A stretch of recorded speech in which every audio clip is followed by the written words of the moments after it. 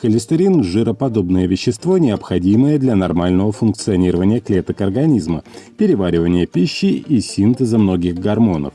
Но если его слишком много, стремительно повышается риск развития сердечно-сосудистых патологий. Поэтому важно своевременно выявлять и лечить повышенный холестерин. Сегодня мы развеем распространенные мифы о роли холестерина и его метаболизме и рассмотрим наиболее эффективные способы снижения уровня холестерина в организме. Здравствуйте, мои хорошие!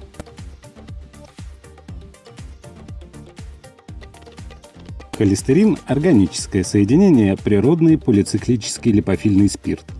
По структуре холестерин похож на желчь, за что и получил свое название. Около 80% холестерина синтезируется в организме – печень, кишечник, почки, надпочечники, половые железы. Остальные 20% поступают с пищей. Бытует мнение, что холестерин крайне вреден. Это не совсем так, точнее, совсем не так. Без холестерина невозможна нормальная работа организма. Он выполняет множество важных функций, а именно участвует в формировании клеточных мембран, блокирует функции кристаллизации углеводородов в клеточной мембране, фильтрует молекулы, которые проходят через клетки внутренних органов, является катализатором синтеза половых гормонов, таких как андрогены и эстрогены, участвует в синтезе гормонов надпочечников, кортизола, альдостерона, кортикостерона, участвует в процессе выработки желчи, является катализатором в преобразовании солнечного света в витамин D, принимает участие в процессах метаболизма жирорастворимых витаминов А, Е, К и D, является естественным изолянтом нервных окончаний, незаменим в регуляции обмена веществ. Эти функции реализуются при нормальном уровне общего холестерина в крови и правильном балансе между его фракциями. Оптимальное значение его концентрации в плазме крови составляет менее 5,2 ммоль на литр. Максимально допустимое значение составляет 5,2-6,2 ммоль на литр, а показатель выше 6,2 указывает на наличие патологии и высокий риск развития сердечно-сосудистых заболеваний. Поскольку холестерин не растворяется в воде и крови, его транспортировка возможна только в виде сложных водорастворимых соединений, делящихся на два вида липопротеинов – низкой плотности и высокой плотности, которые должны находиться в организме в строго определенной пропорции, и их общий объем также не должен превышать норму. Липопротеин низкой плотности можно назвать условно плохим холестерином. Он образуется в печени в процессе гидролиза.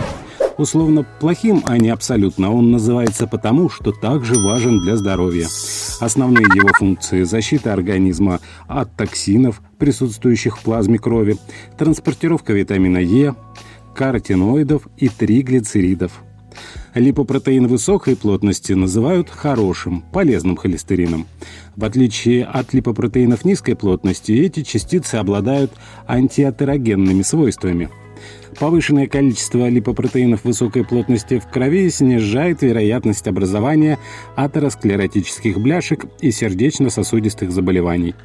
Этот липопротеин транспортирует плохой холестерин обратно в печень на переработку в желчные кислоты, поэтому его повышенная концентрация называется синдромом долголетия.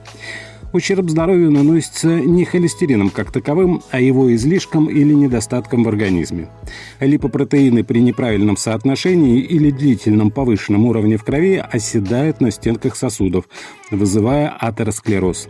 Это опасное заболевание, при котором на внутреннем слое сосудов образуются бляшки, которые со временем растут, в результате просвет сосудов сужается, а их стенки теряют эластичность. Данный процесс приводит к уменьшению поступления кислорода и питательных веществ к сердцу и тканям и развитию стенокардии. При стенокардии прекращается снабжение артериальной кровью сердца из-за закупорки коронарной артерии. Состояние сопровождается болью в грудной клетке. Результат нарушения кровоснабжения – инфаркт миокарда. Основные симптомы атеросклероза – стенокардия, внезапный дискомфорт или боль в груди в результате физических упражнений или эмоционального стресса, одышка, нарушение сердечного ритма, посинение и отек пальцев рук, ног, периодические судороги ног, ухудшение памяти, снижение интеллектуальных способностей, желтовато-розовые жировые отложения, ксантомы в коже век и в области голеностопных суставов. Изменения сосудов на уровне так называемых липидных пятен могут возникать еще в детстве. Бессимптомные проявления атеросклероза отмечаются даже у 6-летних детей. В молодом возрасте, как правило, образуются распространенные липидные пятна. К 45 годам небольшие бляшки с сужением до 40% просвета сосуда есть уже у 50% мужчин, к 55 годам у 50% женщин. В зрелом возрасте они уже есть у всех.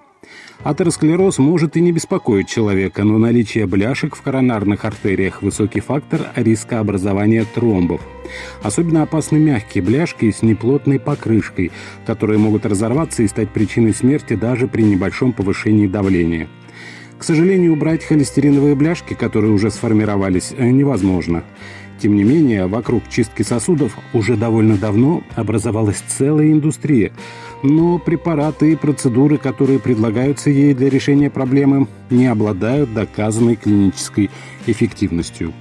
При атеросклерозе, когда сосуды сужены менее чем на 50%, медицинскими специалистами назначается медикаментозная терапия. Однако и она не убирает бляшки, а уплотняет их, увеличивая таким образом просвет сосуда. Из основных препаратов, используемых при повышенном уровне холестерина, стоит отметить статины – самые популярные препараты. Холестерин поступает в наш организм не только с едой.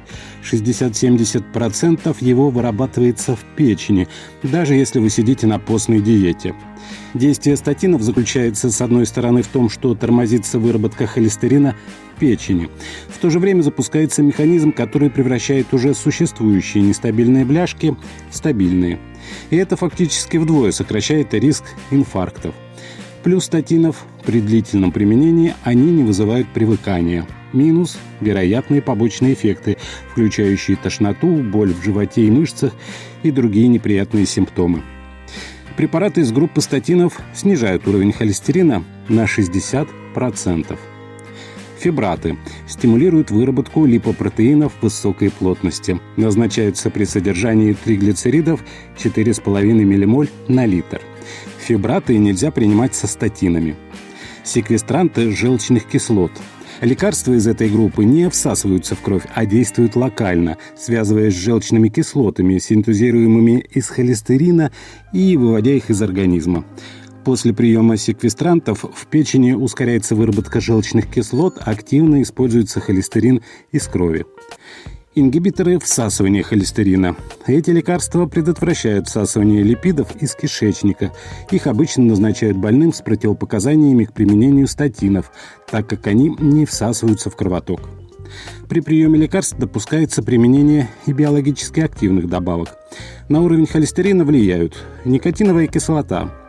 Механизм действия этого вещества до конца не изучен, но при приеме никотиновой кислоты уровень липопротеинов низкой плотности и триглицеридов в крови снижается, а количество липопротеинов высокой плотности увеличивается на треть.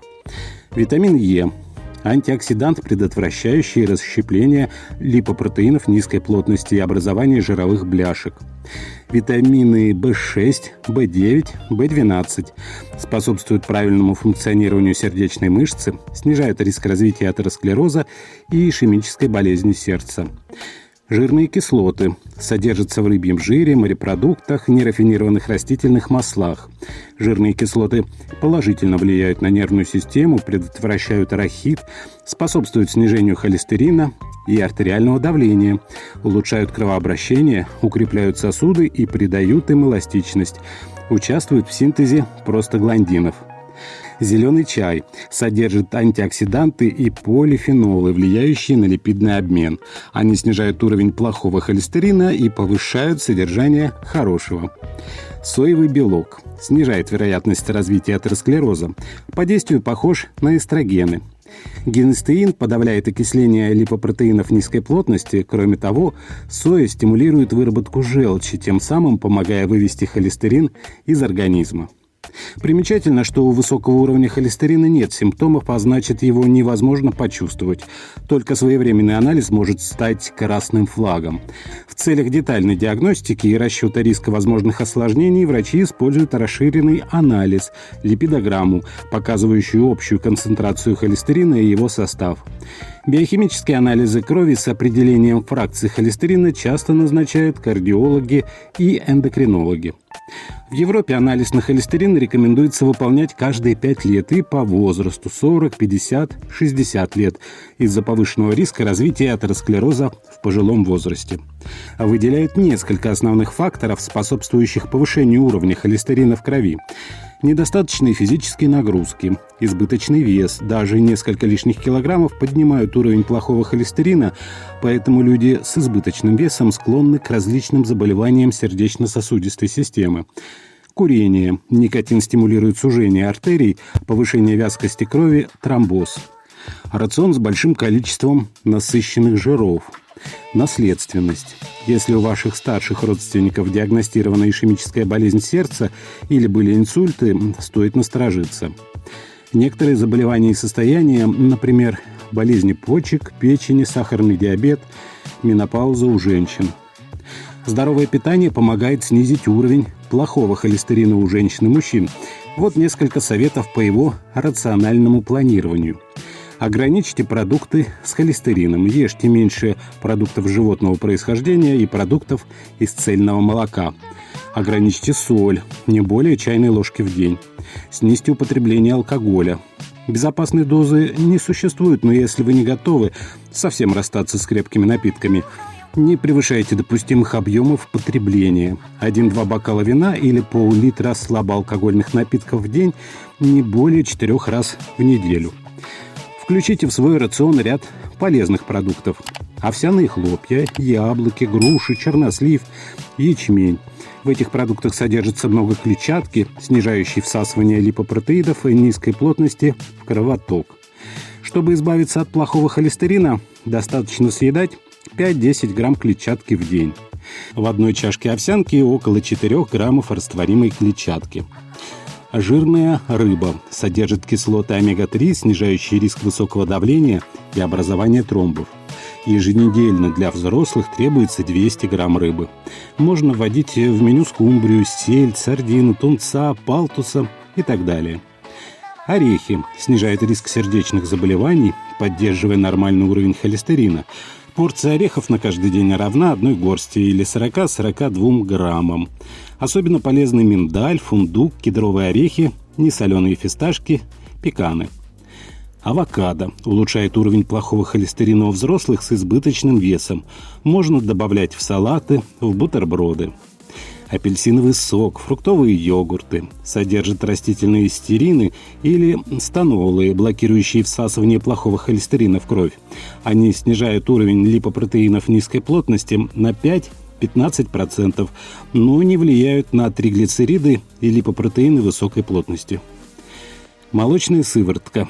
Казеин в сыворотке эффективно и быстро снижает уровень липопротеинов низкой плотности.